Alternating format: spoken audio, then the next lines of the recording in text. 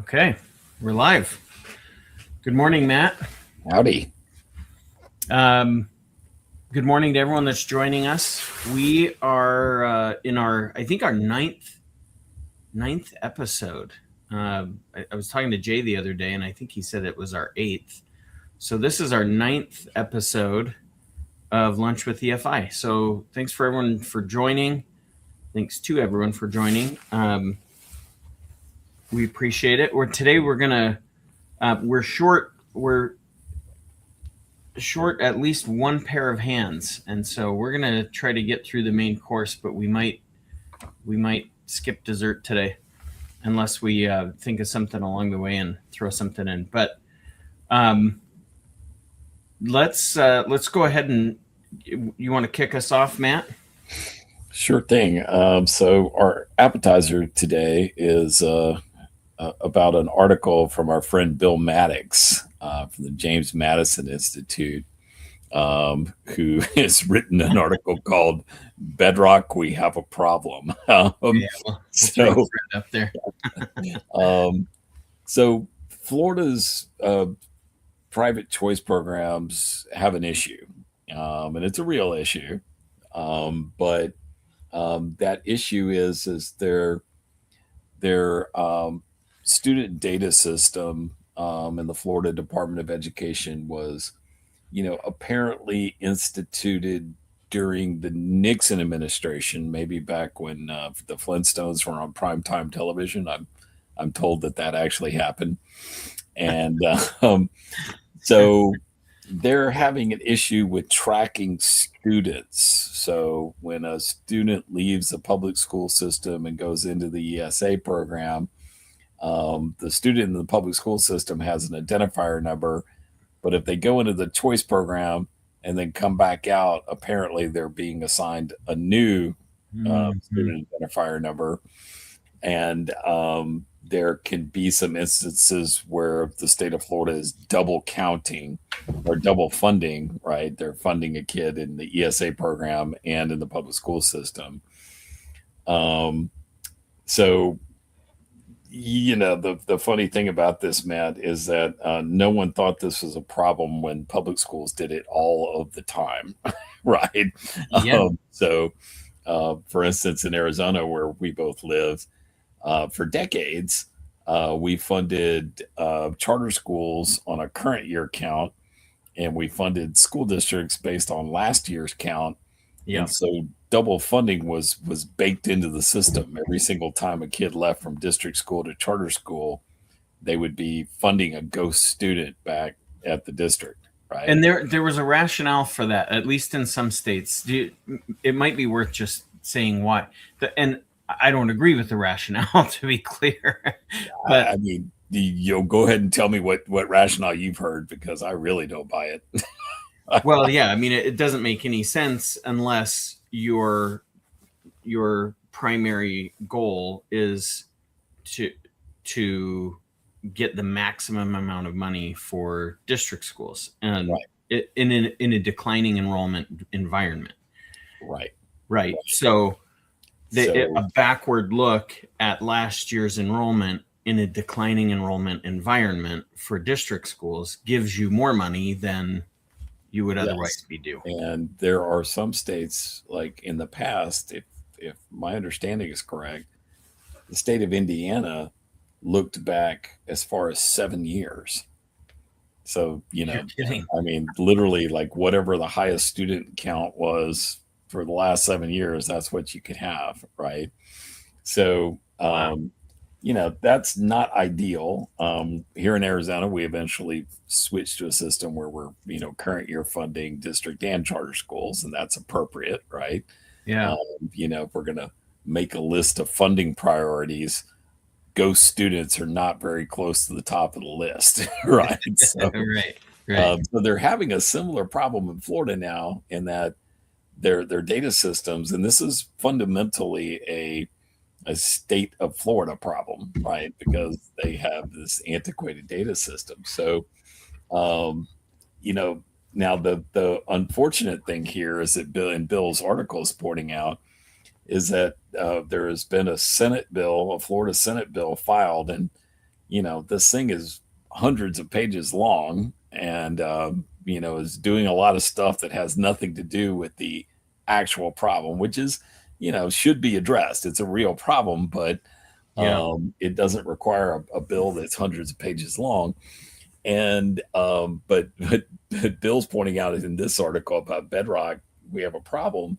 One of the things that it proposes to do is to have ESA parents like sign an attestation once per month that they're still in the ESA program. Oh my gosh. And okay, this is really absurd. And I can tell you there's very simple, straightforward solutions to this. So, for instance, here in Arizona, our ESA administrator, like about once a week, I'm told, will take the public school enrollment file and take the ESA file and go, okay, look, 3 kids left the ESA program and went back to public school. Okay, we're going to suspend their accounts and do the appropriate stuff, right? Right. From a technical standpoint, this is not rocket science, okay? Right. It's basically a need to get like 2 or 3 databases to like actually talk to each other. So I've been told that, even in Florida legislative hearings, that the legislators who are from outside the education world, like, will be pulling their hair out because they can't believe that this is much ado about nothing in their view, right? This is a very simple technical fix. But of course, in the world of public bureaucracy and education sclerosis, small problems have a funny way of turning into really big problems, right? Right. Hopefully our friends in Florida will focus on the actual problem, come up with a very straightforward solution, and avoid trying to fix things that are not broken. This is not news to anybody. Anyone that's been around government for any amount of time and seen how kind of the sausage is made, particularly in the agencies, will look at this and go, well, of course of course this is happening, right? And rewind to the spring of this year when DOGE was just plowing their way through every department and agency in the federal government. And this seems like about a 72-hour problem that, like, it's a fix that could last no more than potentially 72 hours. If you just get the right people in the room and say, we're going to make these systems talk to each other and get this fixed. But surprise, here we are. I read a book this spring called Recoding America. Uh-huh. And Recoding America is a book that basically makes the case that public agencies, federal, state, whatever, their way of dealing with data systems is very, very counterproductive. And the pattern that this person identifies is that agencies will modernize their systems, but when they modernize their systems, what they're actually doing is stacking systems on top of each other, right? They never totally replace everything. It's like always like you're building this Frankenstein monster out of different parts.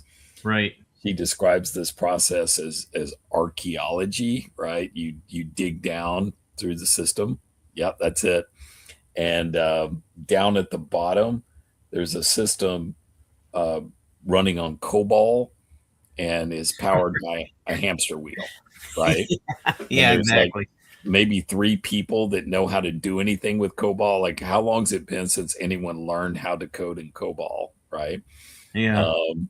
So yeah, that's basically what's going on with our friends in Florida. It's a problem. It's ubiquitous. It's everywhere, right? I mean, we could tell you all kinds of stories about the student data system here in Arizona too, right?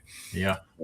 But when I read this book, my first reaction was like, well, if you've got an agency with 5,000 people in it that are doing nothing, I can do nothing with 5 people just as easily as I can 5,000, right?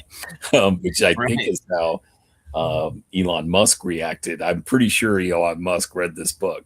Probably, the author, on the other hand, tips her hand in the final chapter when she uses the term late capitalism. So, so she's a socialist that wants to make socialism work better, basically. But regardless, I highly recommend the book because it is really insightful. You'll read it and go, wow, like I cannot, like when I read this book at first, I thought, wow, this is only I thought this was only the Arizona Department of Education. Oh no, it's everywhere. Apparently the IRS has something, their system is called the master file. And the master file could collapse at any second, right? So teetering on ruin. Yeah. Wow. But yeah, that seems to be the bedrock, the basis of the bedrock problem in Florida. Yeah. So Bill goes over. He basically just puts a finger on it and says this needs to be addressed. I haven't read the article. Yeah, but I assume that's what he's saying is, hey, before we jump into AI week. I mean, he's basically saying like we can't be running a Flintstone system in a Jetsons world, right? The idea of having parents have to fill out an attestation form every month that says, yep, I'm still here. Like, you would never do that for a district school or a charter school or, and there's a far less burdensome way to actually solve the problem, right? Right. Is just to get your tech to work, basically, right? and to coordinate. Yeah. Okay, good. Well, that's a good, it's a good, I'm going to check out that book. You've told me about that once before and I forgot about it. Yeah. So I'm going to check that out. Recoding America. Okay. Well, I wanted to talk about this today. I don't specifically want to talk about Kyrene.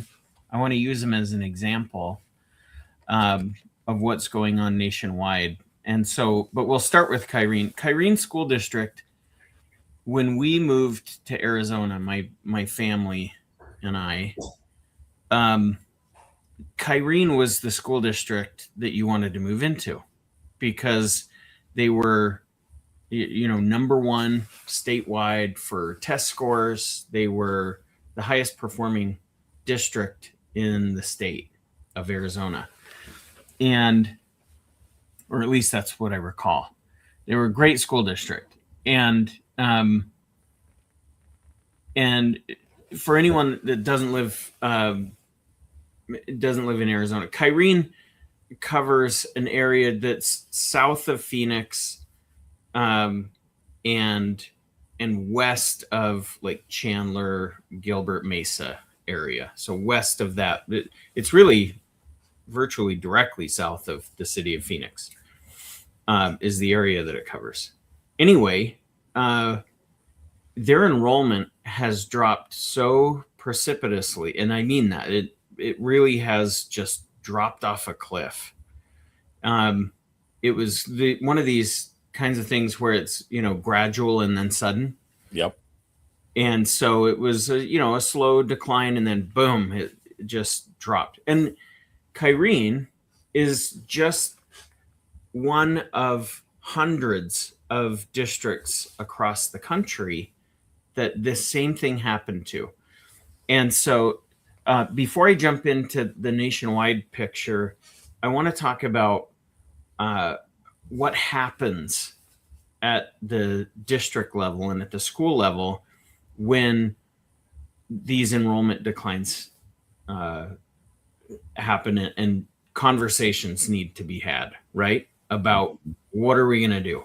Right. So what happens, and you see, if for anyone tuning in right now, where you may live in a district where this has happened, if your kids attend the school that's under threat of closure due to enrollment declines, then what do? Your immediate reaction is, well, not my school. My school is great. or my school. I know that it's under enrolled, but really we have the best administrators and we have the best teachers. And so what you should do is close the other school and have them bus all the other kids into our school because our school is better. Well, everyone thinks that. Right. Everyone thinks, and there's some mixture of, just school pride because my kids went there and generational pride, where grandpa went to this school and grandma and grandpa met at that high school. And how could you close that? And so there's some sentimentality that's wrapped into all of this as well. And what happens is you get, 15, 20 people from every one of these schools showing up. And I mean, every one of those schools showing up to these board meetings and saying, not my school. Right. And so what that does is it puts the board in a catch-22 where they know which schools need to be shut down. Yeah. They know that. The data shows it. But no one wants their school closed. So using Kyrene as just the example, you can see this picture. This is their most recent board meeting, which was Tuesday night. It was, I think this is actually, so this was last night. Last night's board meeting. All these people showed up to say, not my school. They didn't go to say, I support what you're doing. No one in this picture was there to say, great plan, guys. Right. Everyone was there to say, no, not my school. So what is the, and by the way, they decided their initial plan was we're going to close 8 schools. This is huge. 8 schools out of Kyrene School District is significant. Yep. It's like, it's not 8 out of 75 schools. We're talking about 8 out of, about 20 schools, 25 schools. So it's like it's a big, significant chunk of their total schools. So the national picture looks like this, and it's not all the way up to date, but this is a Brookings paper that came out in August. And the authors here, I'm going to just read a couple of sentences. It says, researchers were already expecting a gradual enrollment slowdown before the onset of COVID-19. And skipping down a few lines, the pandemic turned that slow decline into a sudden shock. That's exactly what happened nationwide. Kyrene, that's exactly what happened there. And in the years since COVID, it's steepened, at least for Kyrene. Yeah. In the second paragraph, it says, in addition to concerns around student progress, shrinking headcounts also create immediate fiscal stress. Okay, so this is something that I've been, and Matt, you know this, so I'm going to apologize in advance for for harping on this over and over again, because this has been my something I've just been, it's occupied my mind for the better part of 18 months at this point. Mm-hmm. The ESSER money. Yeah. Right. The ESSER money that flowed in billions of dollars nationwide to school districts across the country. It started out very tightly controlled. You can only use it in this narrow area. You could use it for PPE, right? Personal protective equipment. That's all you can use it for.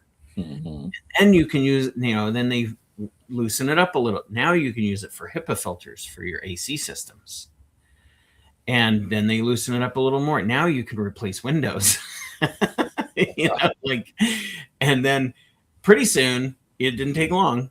Pretty soon, 6 months later or whatever, you could use it for virtually anything. And what started to happen was districts started to supplant, which is a dirty word when you're talking about government funding, because you're not supposed to supplant. Right. You cannot take money from government programs that are for specified purposes and supplant and pay for things that you were already doing anyway. It's supposed to be for a new, except for when you do. Except for when you do, which is the problem. Right. So we this is what happened. We had we had rush week. It was supposed to be, supposed to be a dry rush week. And we set up all these kegs along Greek Row, right, and walked everyone past it, and along the way said, you can't do that, you can't do that. And about a quarter of the way into it, they said, screw it, just go for it. And everyone just started taking the money and using it for whatever. And what happened was, specifically, and this happened nationwide, school districts took that money, short-term, one-time money, and used it for long-term obligations. Right. So, and then I wonder what happens next in this story. Right. Next is savage cuts. Yes. Right. Comes. Yeah. It's like what's the the great good example here is that on November 1st, you walk in and you see this 60-inch, 80-inch TV, flat screen TV, and in Walmart, and it's $299, and it's, oh, wow, that's a screaming deal. Or no, let's say it's $599, right? It's $599, $600. That's not a bad deal for a giant TV like that, right? Yep. And on a week later, on November 8th, you walk in and it's $699. It's like, well, why'd they jack up the price? Shouldn't prices be going down? And on Black Friday, it's $599, and it's $100 off. Yeah. I'm getting a deal now. I got $100 off on this TV. Well, that's what's happening here. Is we pumped a ton of money into it, and now everyone's going to say, look at what you did. You took away billions of dollars out of education. Right. But that was short-term money. It was, everyone knew it. We told you up front, this was a one-time deal. And now you're screaming, crying foul that we took away all your money. Well, it wasn't supposed to be a long-term deal. I mean, I have a friend named Michael Hunter who held a variety of roles in the Arizona legislature and worked for Governor Brewer. And the way he talks about this is he says, we don't have red dollars to put into the public school system, right? Like, no, these are the red dollars, and we're going to put them in, and the red dollars are only going to do red dollar things. There are no red dollars, right? In the end, money is fungible, right? And it's like you're diluting your, quite frankly, I hear this a lot in philanthropy. Like, people are like, oh, we only want to fund programs. We don't want to fund positions. Okay, do you want to do that little dance? Okay, fine. I hate to break it to you, but programs and people are the same thing, right? So we want to be the smart money that does the marginal cool stuff. Do you now? Okay, good, right? Like, you go over there and just keep telling yourself that story, right? Yeah. So yeah, I mean, the chickens are coming home to roost here, right? Now 10 years ago, I wrote a study about age demography and education called Turn and Face the Strain, and things are very different than were forecast at that time, right? The census forecast did not see the baby bust coming. Yeah. Okay. And so we were relying on 2005 forecasts at that point. And boy, were they wrong. I mean, they were just off, right? So the Great Recession hit, and a lot of young people lost their homes. And, I don't know exactly what the mechanism of this was, but they stopped having children at the same rate as they were anticipated to do, right? So we have not just here in Arizona, but nationwide. I mean, at least Arizona is a growing state and people are moving here, right? I mean, I would hate to see what this looks like in, say, Illinois, right? Yeah. Or Michigan, right? But the bottom line is that we have even here in Arizona, we have a massive district infrastructure which is overbuilt, right? Yep. So yeah, schools districts are starting to close schools. They are, almost always trying to blame the ESA program when they do so, right? Right. And I think we already on the show talked about the Washington Post article that came out a few months ago that, claimed Roosevelt was closing 5 schools because of the ESA program. And you go and look up the numbers, actually, they had only lost 190 students or something like that to the ESA program, right? Which is not something that causes 5 schools to close. So yeah, there's a real problem here. And in a lot of ways, these underutilized and vacant district buildings are, stranded assets, right? Yeah. Yeah. And thus far in Arizona, there have been some closures, but it is only scratching the surface. Yeah. Just to give you an example, the Scottsdale Unified School District is built for about 38,000 students, and they have 20,000 students enrolled. And they have just announced closing 2 schools, which doesn't even scratch the surface of what they need to do, right? Luckily, those 2 schools account for about 6,000 students each. So, oh wait, no, they don't. No, they don't. So they'd be happy to have 2 schools that had 6,000 students, I think. I mean, maybe they do, but yeah, I mean, so like this is going to be with us, I think, well into the next decade, not just for the remainder of this one. We have a district system that is overbuilt. Unless young people make a radical change in their life decisions and start having a lot more children pretty quick here. Right. Yeah, we really got to think about how we plan to address this, because the sad thing is underutilized district facilities literally take money out of things like teacher pay. Yeah. Yeah. This is, and it really is, and I've been using this term for it, and I think it's correct. It's this perfect storm.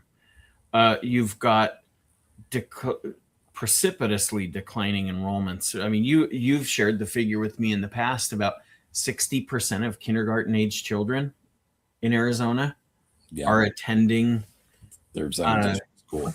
A district school for kindergarten. Their zone district school, I think. Yeah. And that's down from about 80% as recently as 2019. So the Common Sense Institute of Arizona that did this research, they use an artful term, which I appreciate, which is a preference change, right? There's been a preference change. So that's part of it.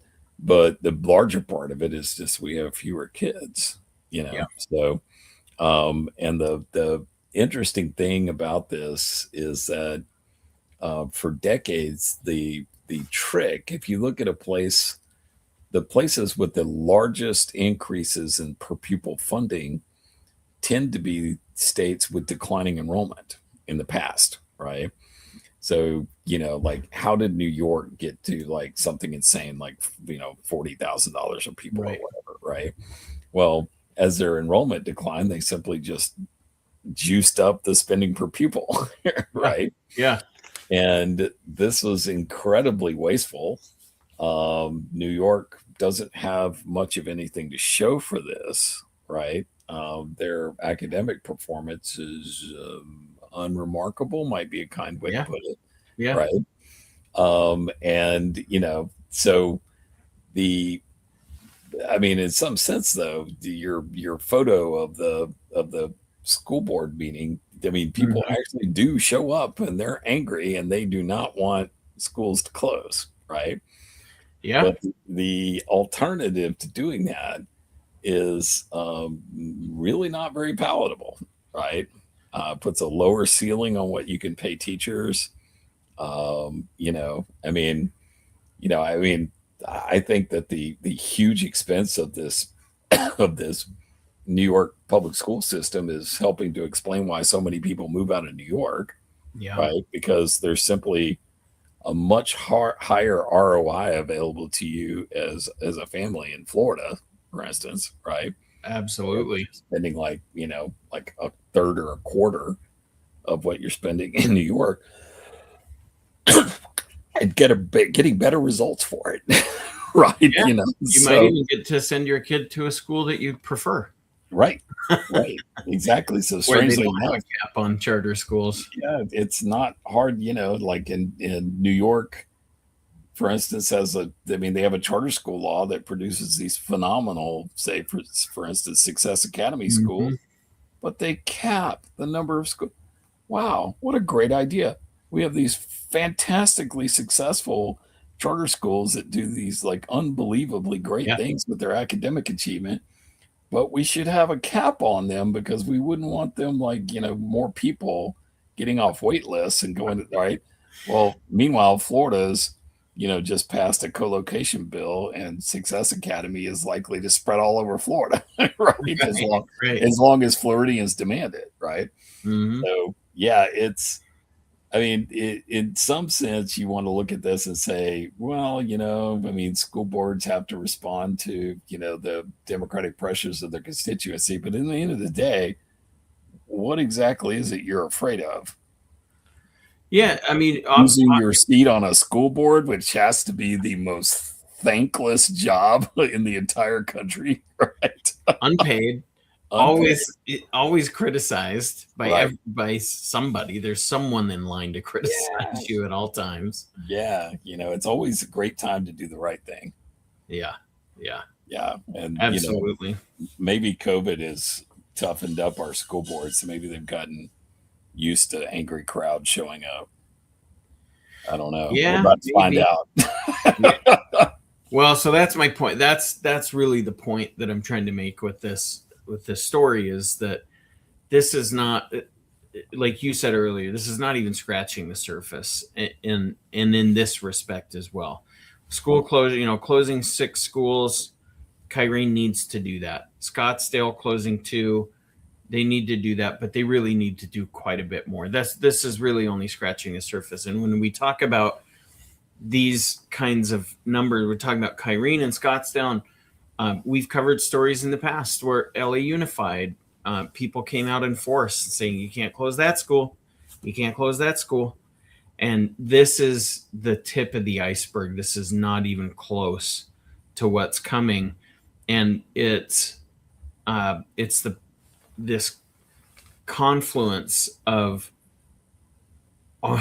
several bads of the glut of ESSER money running out, the fiscal cliff that's going to come as a result of that, but not just a result of that, also enrollment declines and the baby bust, and all of this happening, like you said, I think is going to play out over into the next decade, and it's going to be rough. There's nothing fun for policymakers or political appointees or office holders.